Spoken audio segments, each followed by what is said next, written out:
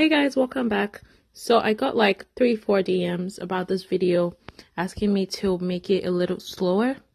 So that's why I decided to record this for you guys.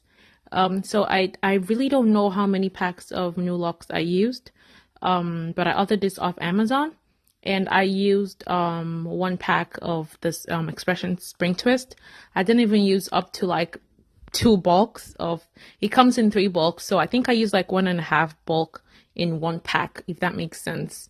And also I'm sorry, but I didn't count how many Locs I have, hence like I said, I don't know how many packs of hair I used, just in case anyone was wondering for that information.